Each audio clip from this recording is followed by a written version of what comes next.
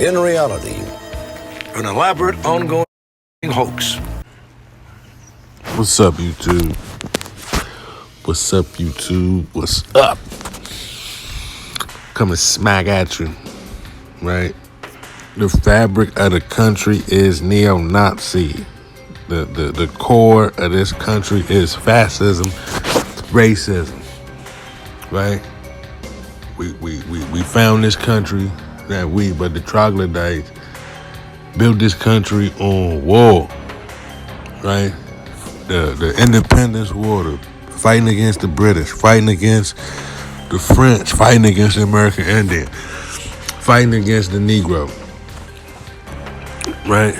Now, when you look at extremism or militias coming out of the military, right? This is the base. They got one called the base. This is their baseline. This is their base, right? So when I see black dudes in uniform, I'm like, you fucking. I know you know it's neo-Nazis in the motherfucking military if you done been in uniform behind the motherfucking Fort Bragg, Fort Dix, and all that. You know what's going on, and you still with it. No different than the police. No different than the police. They got racist shit in the police department, racist gangs, the nomads, and the cavemen, all that goofy shit. And I told y'all they the troglodyte. They call themselves the caveman, right? But this how they was able to storm the Capitol. It's you know, the America propped Hitler up. Bush and them propped Hitler up. I might have to put that in here.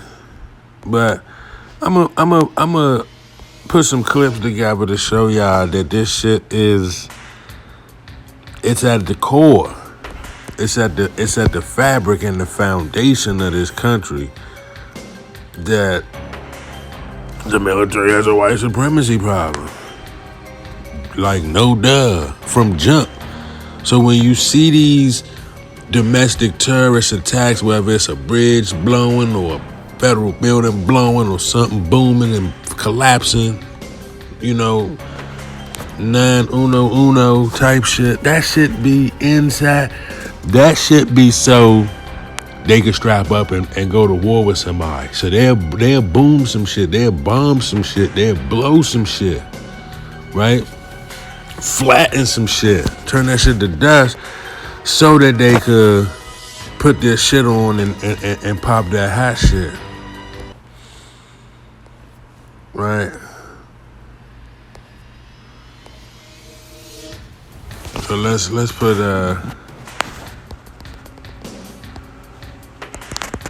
Nazi and USA military.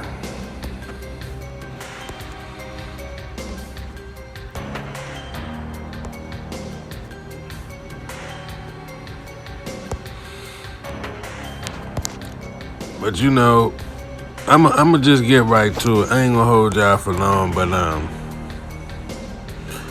ain't nothing nobody can tell me. The Congress, the Constitution writers, the presidents, the entire judicial system, the entire military, armed forces branch, the entire police force, neo-Nazi, Christian national, racist. No debate. It's nothing you could tell me. Let's go.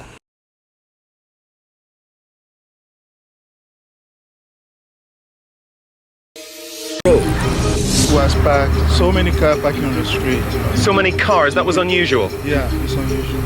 So many cars. Early in the morning like that, you don't see too many cars. And a few minutes after you dropped the lady off, the explosion came. Yeah. You didn't see a yellow Ryder van? I didn't see anything. A routine traffic violation would be the beginning of the end for Tim. Oakland PD. Timothy McVeigh was arrested by local authorities.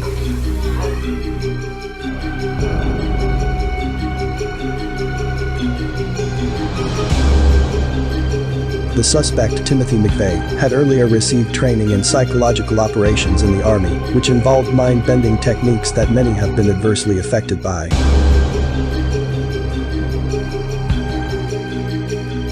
The jury heard testimony to determine his sentence.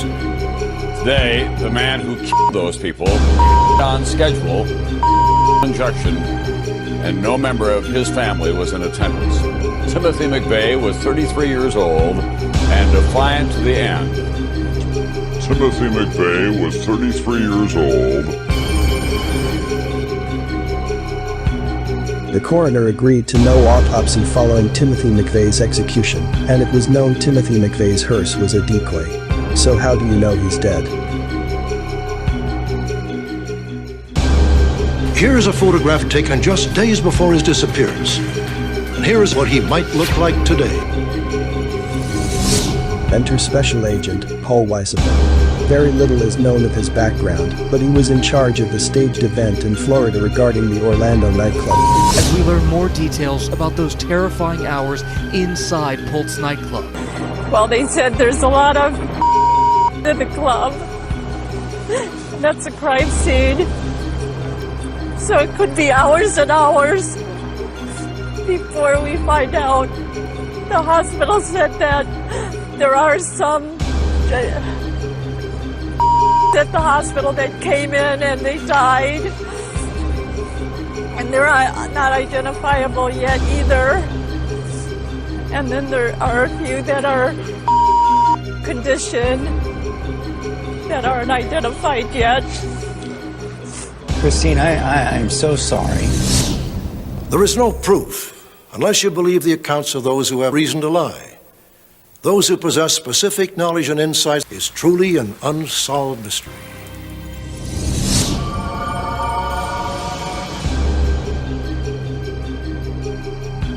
Life was scripted like a Hollywood movie. Tim was not who he appeared to be. The maddening scarcity of evidence is limited to assumptions and speculation. Without a fingerprint, hoax attempted to construct the profile of a killer.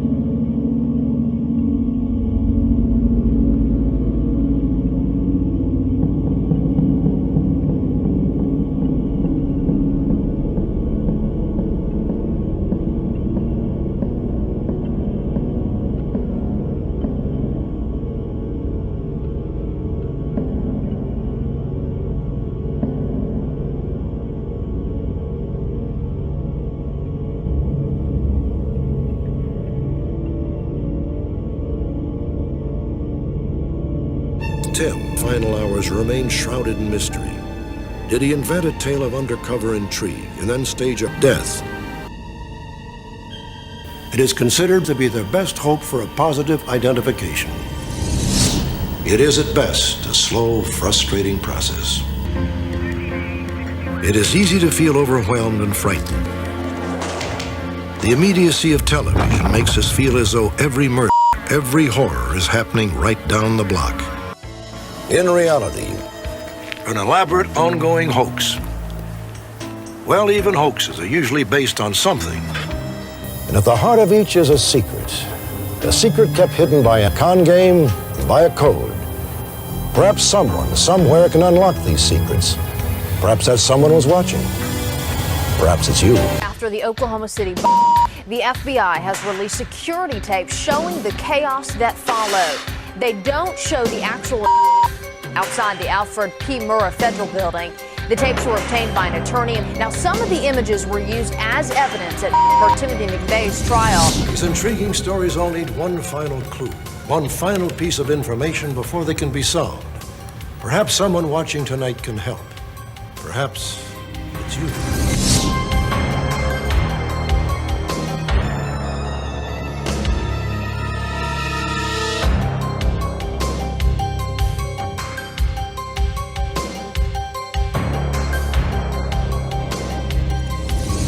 This story is about one of law enforcement's worst nightmares. Young criminals on the road with a truck made nothing to lose. Tim, his family had lived in central Oklahoma for 4 generations. According to his family, Tim loved Army life and planned to re-enlist. Hardly the profile of a dangerous criminal.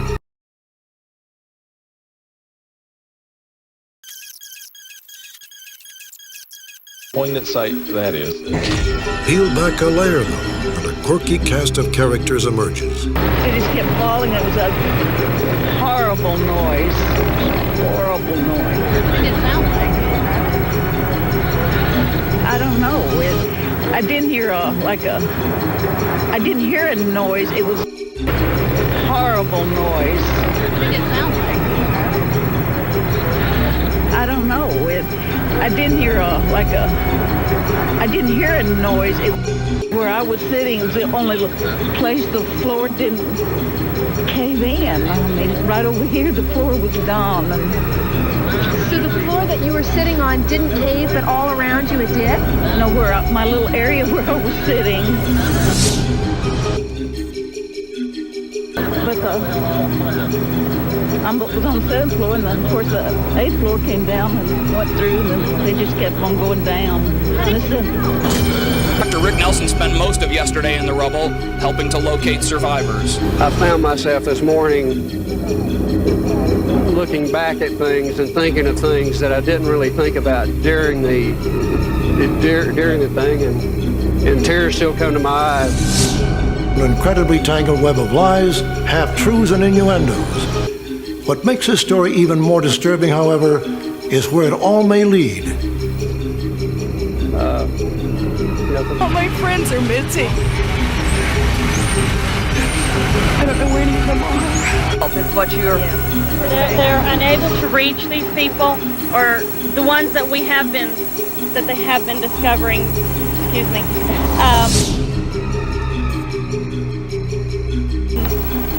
We can't provide help for. I mean, they're beyond help. They're dead.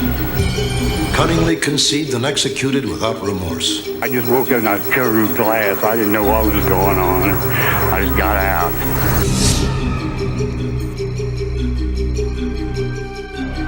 She had the desk with the office with the window. So she was right on the edge of the blast. She had the desk with the office with the window. So she was right on the edge of the blast. My father's appointment. It's on the 1st floor. They're still missing. No one's found them. No one's seen them. Their names aren't on any lists. At the apex of this explosive triangle, a taxi cab came up the... Mr. Bean, let me see this. White supremacists like Bean saw in this standoff the same issues that they had decided were important with Randy Weaver. The Branch Davidians were not white supremacists, but now a broader section of the far right sees itself in Waco and says, we're being suppressed for our beliefs and our guns. Up to the top of the hill, them two little white buildings up there. There was a hill that was about 3 miles from Mount Carmel.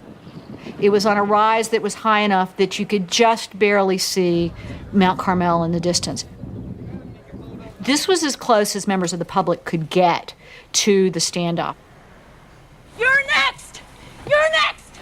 Wake up and understand! You're next! All sorts of folks that felt moved to come down to see what was going on at Waco.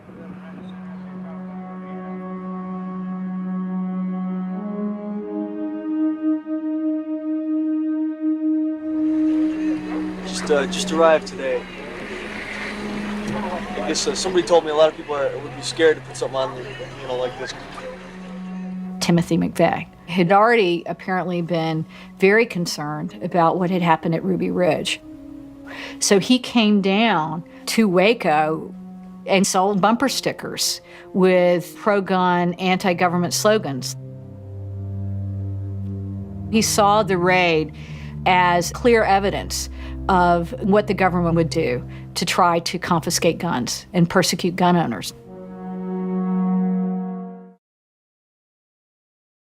Oh, that gives me chills, actually. That is so crazy. Oh my God, that's crazy.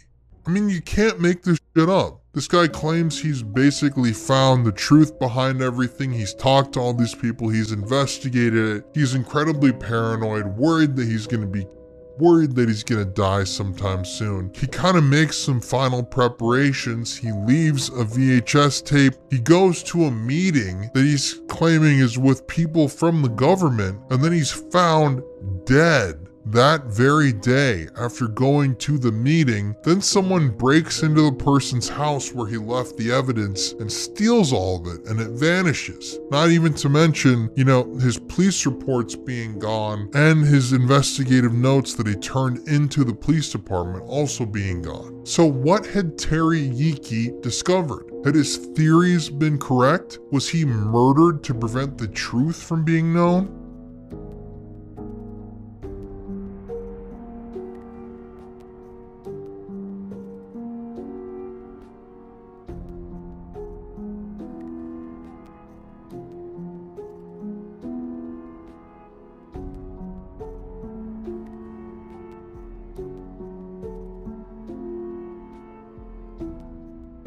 What did authorities know or suspect before the explosion that federal workers and the children arriving at the Murrow building did not know or were not told? For 7 months, 2020 has looked into just that question, and we found solid facts which tend to support their suspicions. 2020 found a mention of the bomb squad in this company newsletter, in this inter-office article by a county worker, and in a small-town newspaper story. What did authorities know or suspect before the explosion? The bomb squad.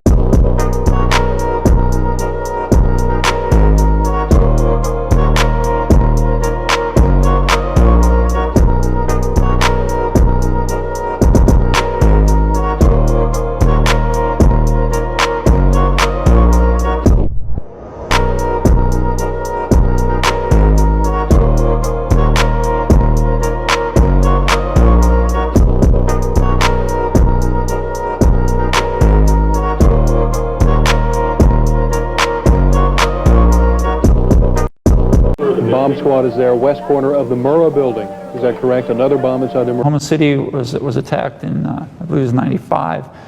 The downside to that was you had civilian casualties. The target was political. It's true. The Murrow building in Oklahoma City was attacked in, I believe it was 95. The downside to that was you had civilian casualties. The target. I think that the military really confronts the problem with active duty troops being.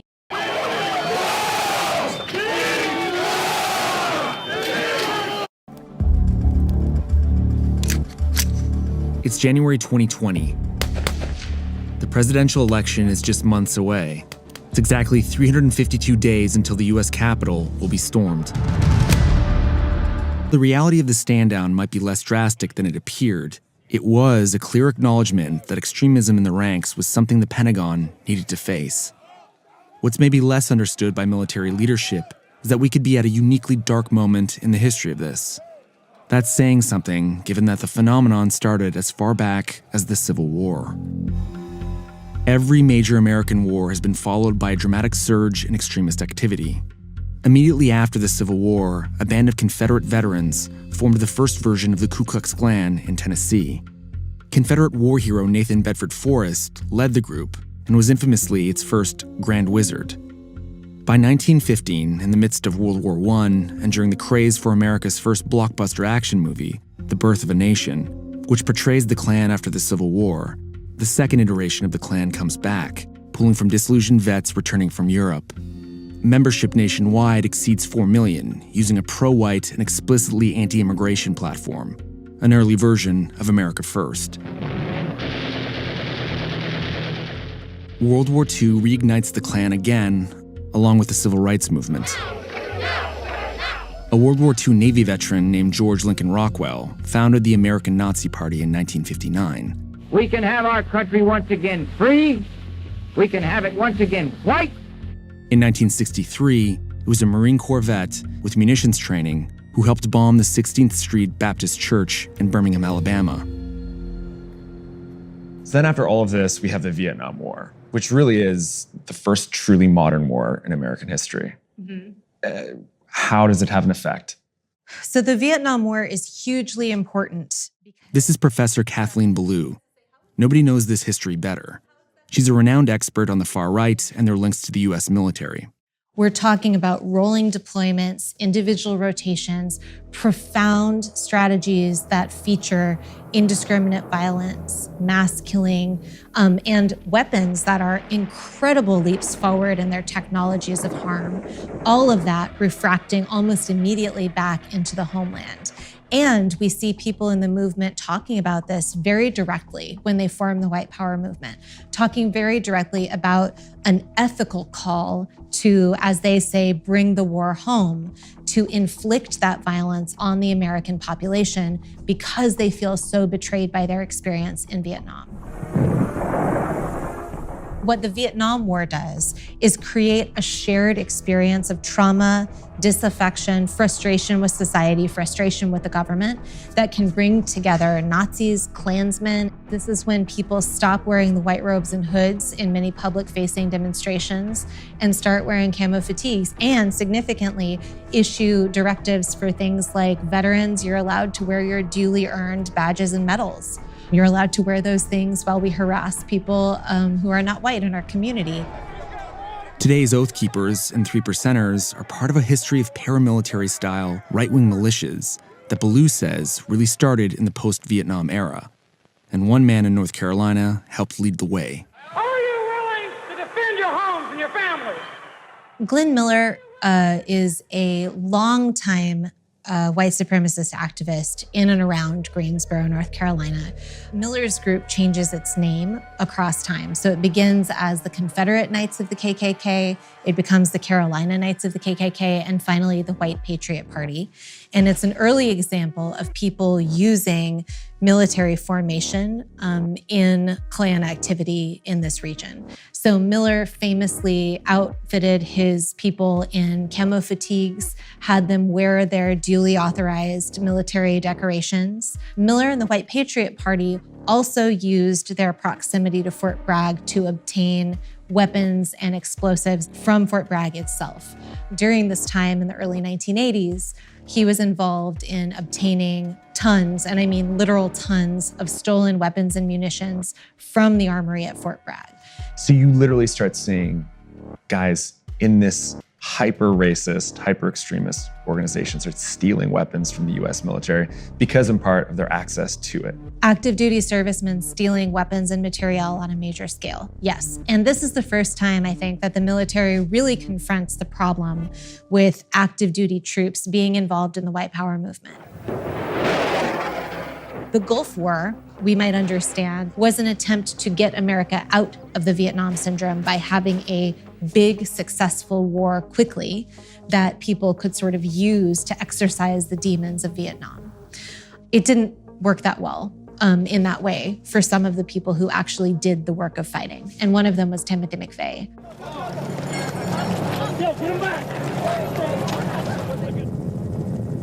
Explosive devices had been prepared. When they talk of hatred, we must stand against them. When they talk of violence, we must stand against them. But, and here's where Ballou's research really caught my attention, We could be at an unprecedented moment in this historical timeline. Go! The global war on terror has fueled a new sort of surge in this activity as people who have combat experience from a more recent set of wars abroad come home and find their footing here. Blue's point is that we're in a truly dangerous moment. The wars in Iraq and Afghanistan have introduced millions of veterans into the most politically divided moment in living memory. One 2021 House Committee on Veterans Affairs report estimated that between 15,000 and 20,000 individuals with military backgrounds associated with roughly 300 right-wing militias, which is 25% of those groups. What we do know from the earlier history of this movement is that there will be a surge in extremist violence and other extremist activity. We know that we're seeing some activity now. We don't know if we're at the crest or if we're just at the uphill slope. We also know that whatever we're seeing now is only part of the picture, because the history of this earlier movement shows us that what we can see in real time is only the public-facing, above-ground machinations of these groups, when we know that they have always worked both above ground and underground at the same time. We occasionally get windows, like the arrests of the guys from Atomwaffen in the base, that give us a view for a moment of some of that underground activity. They were plotting murder for their first mission, to kill 2 high-ranking anti-fascist members who reside in Bartow County.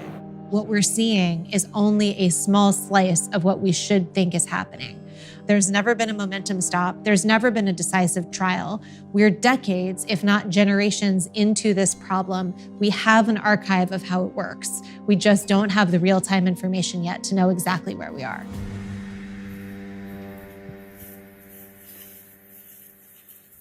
What the fuck is this doing? Time to die! This is propaganda footage from one of the paramilitary. The Army said he entered in August 2013, but declined to. That person has the skill set to carry out. The special agent got me thinking, if the FBI is this worried about extremists who've had military experience and training, then what exactly is the Pentagon doing to prevent them from being recruited in the first place? After the stand down, the DO.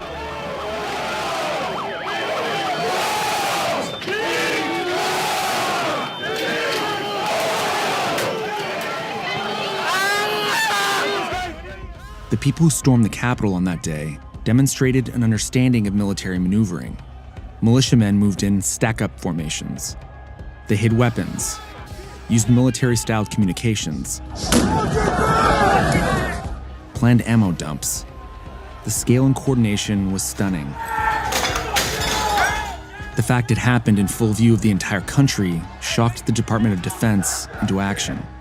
The Defense Secretary. And for some extremist groups, just having a vet in your ranks can build your credibility and show the movement you're serious. It's a controversial and politicized problem in Congress, with one side of the aisle disputing the need to address it at all. But the numbers don't lie that extremists in and out of the military are a problem. From 1990 through July 2022, at least 545 individuals with U.S. military backgrounds committed criminal acts that were motivated by extremist beliefs, overwhelmingly from the far right. And it's getting worse. Since 2010, the average number of those charged has more than quadrupled to over 35 people a year. That includes 163 people facing charges for their role in Jan 6. My first day in Solder City, when instead of being greeted with waving American flags, I had little kids throwing rocks and bricks at my face. That was a real mindfuck at 19 years old. So when I got out of the Army, my friends were still dying on the deployment that I ended up not going on. You know, still getting mutilated. Same thing we're doing here in the military. But sir, one side is General Ryder will no longer be able to participate in the interview. They said it wasn't a schedule. Terry Yeeke was a police officer in Oklahoma City, and he saw the destruction and tragedy of the bombing up close. On the day of the attack, Terry Yeeke himself rescued 3 people from the rubble of the federal building, pulling at least one from under debris where he had been trapped. But less than a year later, just days before he was set to receive an award for his heroic actions, an award that he didn't want, Terry Yeeke was dead.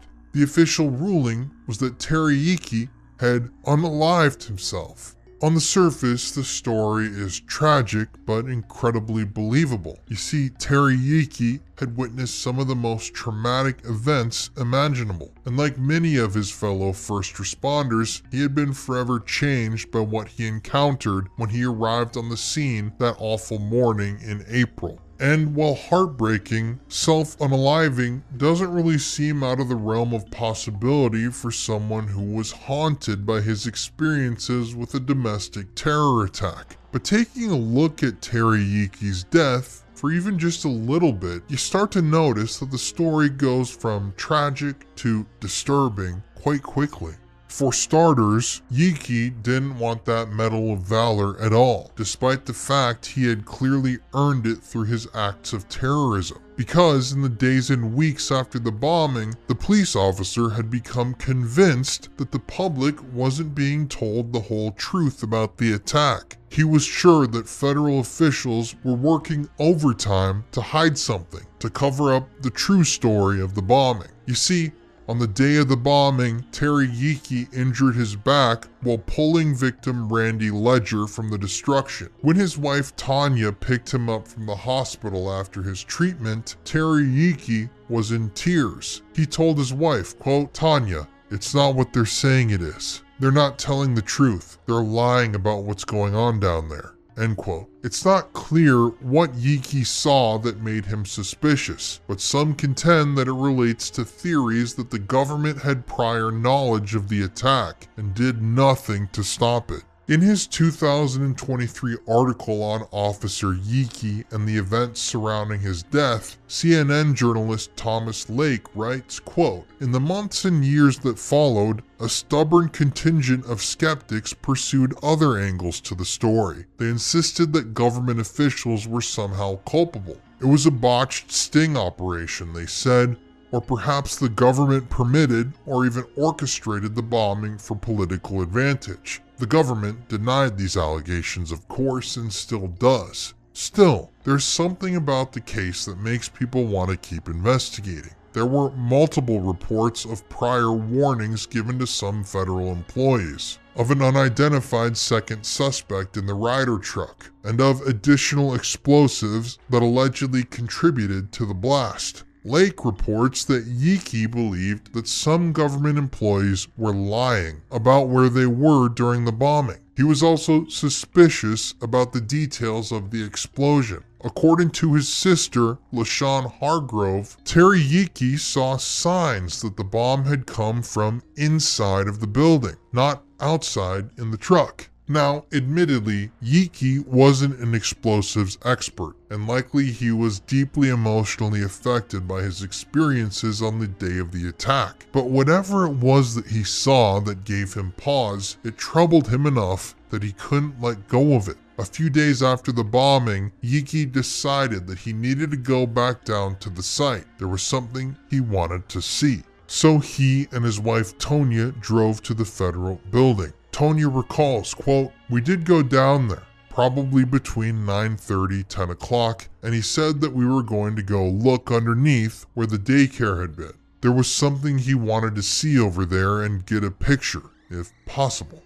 End quote. But the pair wasn't able to gain re-entry. According to Tanya, after trying to use his badge to gain access, Yeeke had a, quote, "very antagonistic," end quote, interaction with an agent who told him that he wasn't supposed to be back. Seeming to not want to push his luck with Tanya in the car with him, Yiki then left, but he didn't give up doing his own digging. Eventually, he pieced together a detailed report on the attack, a report he told Tanya had disappeared after he'd submitted it to his supervisors. And according to Yiki, that report that he wrote himself and submitted also earned him the ire of the entire department. And Yiki isn't the only police officer who's claimed that their dissenting accounts on the story of the bombing were scrubbed from existence. Keep that in mind too. Yiki himself compiled a report on things he had seen, people he had talked to, things that he noticed didn't make sense about the official story, and he submitted that report and it vanished. It's never been seen again. And then obviously shortly afterwards he was found dead. Former Oklahoma City police officer Steve Vassar also to this day claims that his own reporting on the events mysteriously went missing too. Steve Vassar had been downtown the day of the bombing and had seen the Ryder truck with his own eyes. And though the official story has always been that Timothy McVeigh was alone in the truck, Steve Vassar is sure that that isn't the case. Quote, "I'm going to tell you right now, as God is my witness, there were two people," end quote. That was a direct quote from Steve himself. That CNN reporter Lake also wrote, quote, "Vassar says that although he wrote this account in one of his supplemental reports on the bombing, no investigator ever questioned him about what he'd seen. Years later, he searched for his reports in the Oklahoma City Police Department's computer system. He says he saw hundreds of other reports about the bombing and its aftermath, but he couldn't find his own reports. They were gone, he said. They were not in the system, as if I never was there." Despite facing pushback from officials and his work going missing though, Terry Yiki never backed down from his efforts to uncover the truth about what really happened that day. And as he continued talking to people, checking evidence for himself, visiting locations and investigating, Yiki became more and more convinced that something was very, very wrong with the Oklahoma City bombing storyline. He also told loved ones that he was becoming fearful for his life. Yiki began showing up at Tanya's house at strange hours. He seemed deeply afraid. She recalls, "He wanted me to leave in the middle of the night with him. He said, 'We need to get remarried. Don't ask me questions. This is the only way I can make sure you and the girls are taken care of in the event that something happens to me.'" End quote. Then, in May of 1996, a little more than a year after the bombing, Yiki brought a VCR and a videotape to Tanya's house and left it in her car. He also talked to her about some insurance papers. That was the very last time that she ever saw him alive. Yiki also visited his sister Vicky and her husband before he died. Though Vicky and her husband have both since passed away, his other sister, LaShawn, has details on the visit. According to LaShawn, Yiki was exhausted and crying. He told them that the official story about the bombing was wrong, but he couldn't give them any more details. Seems that he was afraid to even share what he had discovered. "It's just not what they say it is," he was quoted as saying at the time. Yiki also met with Ramona McDonald, a businesswoman who had been downtown during the bombing. The two met in the hours after the attack. Ramona McDonald claims to this day that Yiki told her he had been asked to meet with men from a task force who wanted to see the evidence he had collected about the bombing.